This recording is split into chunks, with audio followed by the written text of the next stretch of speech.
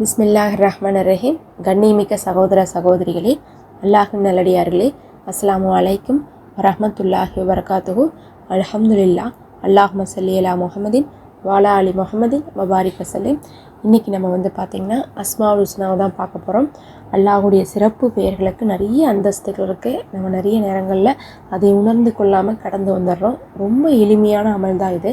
ஆனால் இதில் இருக்கக்கூடிய சிறப்புகள் தெரிஞ்சால் நீங்கள் தினந்தோறும் இதை செய்யணும்னு ஆசைப்படுவீங்க. அந்தளவுக்கு சிறப்பு வாய்ந்த அமலாக இது இருக்குது. ஆனால் நம்ம யாரும் செய்கிறதில்ல. நபி ஸல்லல்லாஹு அலைஹி வஸல்லம் அவர்கள் சொல்கிறாங்க, யார் ஒருவர் அஸ்மாவுல் ஹுஸ்னாவை மனமனம் செய்கிறார்களோ அவர்கள் சொர்க்கவாசின்னு இருக்காங்க. சுபஹானல்லாஹ். மற்ற எதுக்குமே அந்த சிறப்பு சொல்லலை. சொர்க்கவாசிக்கு அல்லாஹுடைய பெயர்களை மனமனம் செய்கிறதே போதும் அப்படின்னு இருக்காங்க. இதை நீங்கள் மனனம் செய்கிறதுக்கு எவ்வளோ நேரம் ஆகும்னு பார்த்திங்கன்னா, சும்மா ஒரு வாரம் ஓதி பாருங்க, தானாகவே மனப்பாடம் ஆயிரும். ஏன்னா பெயர்கள் அப்படிங்கிறது ஒத்த வார்த்தையாக இருக்கும். அல்லாஹோ, அர் ரஹ்மானோ, அர் ரஹீமோ, அல் மலிகோ, அல் குத்தூஸோ, இந்த மாதிரி சிறுசாக இருக்கும். மனிதர்களுடைய மூளையே பார்த்திங்கன்னா இந்த மாதிரி பெயர்களெல்லாம் மனப்பாடம் பண்ணுறதுக்கு ஈஸியாக தான் வடிவமைத்து வச்சுருக்கான் அல்லாஹோ. அதனால் பெயர்கள்லாம் நமக்கு ஒரு 1000 பேர்த்து பெயராவது எப்படி இருக்கும், நினப்பில் இருந்துகிட்ருக்கோம். அப்படி இருக்கும்போது அல்லாஹுடைய 100 பேரை மனப்பாடம் பண்ணுறது நமக்கு ஒன்றும் சிரமமாகாது. அவ்வளோ ஒரு இலகுவான அமலை தான் நபி அவர்களும் சொல்லியிருக்காங்க. யார் மனனம் செய்கிறாங்களோ அவங்க ஒரு சொர்க்கவாசின்னு இருக்காங்க. சுபஹானல்லாஹ். இதை மனப்பாடம் பண்ணுறதுக்கு நம்ம சொன்ன மாதிரி ஒரு வாரம் டெய்லி ஒரு தடவை படிச்சிங்கனாவே மனப்பாடம் பண்ணிடலாம் அப்படின்றா.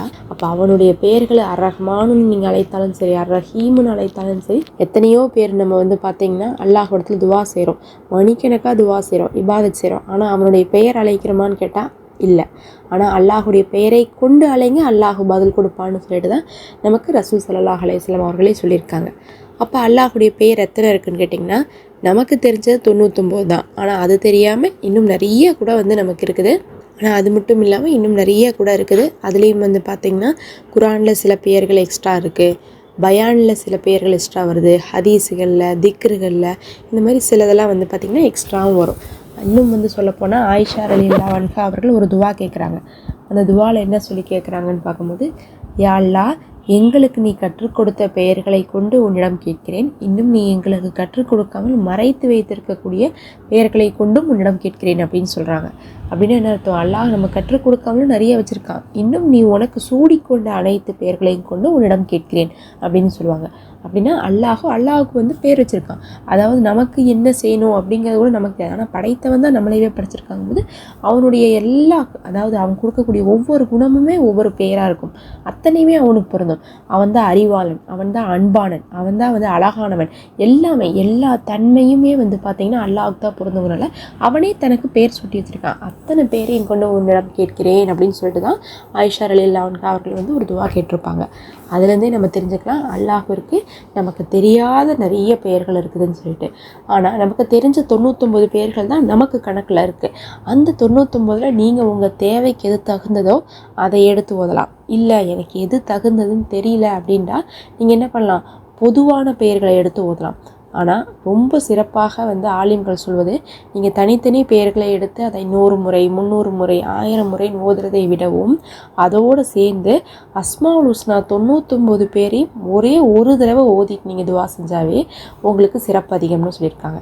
அப்போ நம்ம ஒவ்வொரு இஸ்முகளாக எடுத்து பல முறை ஓதுறதை விடவும் அஸ்மாவுல் ஹுஸ்னா முழுசாக ஒரு தடவை ஓதுறது நமக்கு சிறப்பானது. அப்போ துவா கபுலாகிறதுக்காக நம்ம என்ன பண்ணணும்னா, பரல் தொழுதுட்டு நம்ம துவா செய்வோம்ல, அந்த சமயத்தில் ஒரு தடவை ஏதோ ஒரு நேரத்துலையாவது, ஒரு நாளைக்கு 5 நேரம் தொழுகிறோம், ஏதோ ஒரு நேரமாவது என்ன பண்ணலாம், அஸ்மாவுல் ஹுஸ்னாவை எடுத்து 99 பேர்களையும் படிச்சுட்டு நீங்கள் துவா செய்யலாம்.